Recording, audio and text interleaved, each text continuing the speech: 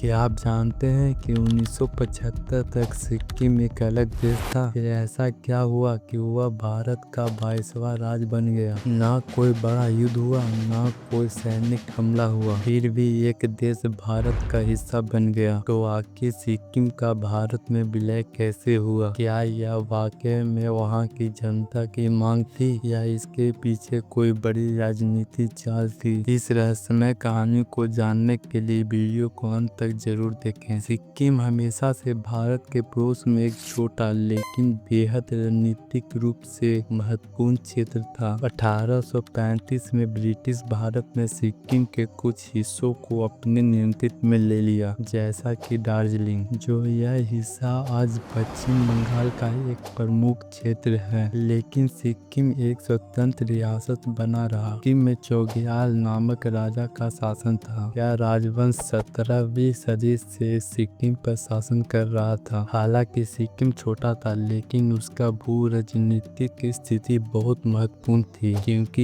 यह भारत, चीन और नेपाल के बीच बसा हुआ था। लेकिन जब 1947 में भारत आजाद हुआ तो सिक्किम की स्थिति क्या हुई? जब भारत आजाद हुआ तब सिक्किम ने भारत में शामिल होने से इनकार कर दिया। भारत ने सिक्किम पर पूरी तरह से आजाद नहीं छोड़ा, क्योंकि उसे एक प्रोटेक्टोरेट स्टेट बना दिया। इसका मतलब था कि सिक्किम का शासन तो चोग्याल के पास रहेगा, लेकिन उसकी सुरक्षा और विदेशी नीति भारत के नियंत्रण में होगी। लेकिन क्या चोग्याल को यह पसंद आया? 1950 और 1960 के दशक में सिक्किम में राजशाही के खिलाफ जनता में असंतोष बढ़ने लगा। सिक्किम में दो प्रमुख समूह थे। पहला चोग्याल के समर्थक, जो चाहते थे कि सिक्किम स्वतंत्र रहे। दूसरा लोकतंत्र समर्थक, जो चाहते थे कि सिक्किम भारत का हिस्सा बन जाए। 1962 में भारत चीन युद्ध हुआ और सिक्किम की स्थिति और भी महत्वपूर्ण हो गई। भारत को एहसास हुआ कि अगर चीन सिक्किम पर कब्जा कर लेता है तो भारत के लिए बहुत बड़ा खतरा होगा। 1973 में सिक्किम में राजशाही के खिलाफ जनता सड़कों पर उतर आई। सिक्किम नेशनल कांग्रेस नामक की पार्टी ने भारत से मांग की सिक्किम को भारत में मिला दिया जाए। चोग्याल की सत्ता खतरे में थी और सिक्किम में अराजकता फैल गई। सिक्किम की हालत बिगड़ते देख भारत ने 1974 में वहां अपनी सेना को भेज दी और सिक्किम में लोकतंत्र लागू करने का फैसला की। लेकिन चोग्याल ने इसका विरोध किया।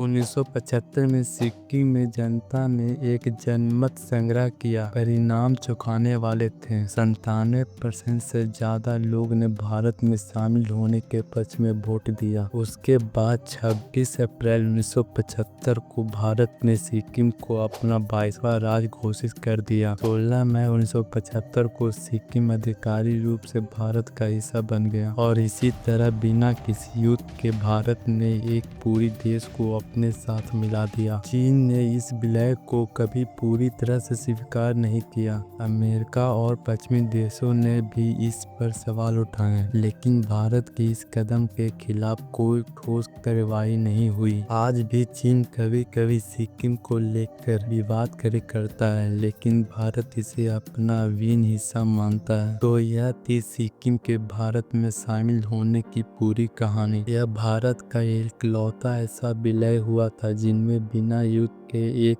पूरा देश भारत का हिस्सा बन गया। 1975 के बाद सिक्किम भारत का 22वां राज्य बन गया और आज यह भारत के सबसे खूबसूरत और विकसित राज्यों में से एक है। लेकिन आपका क्या विचार है? क्या सिक्किम का भारत में विलय सही था या यह एक राजनीतिक चाल थी? अपनी राय कमेंट में बताइए और वीडियो को लाइक और शेयर जरूर करें। जय हिंद।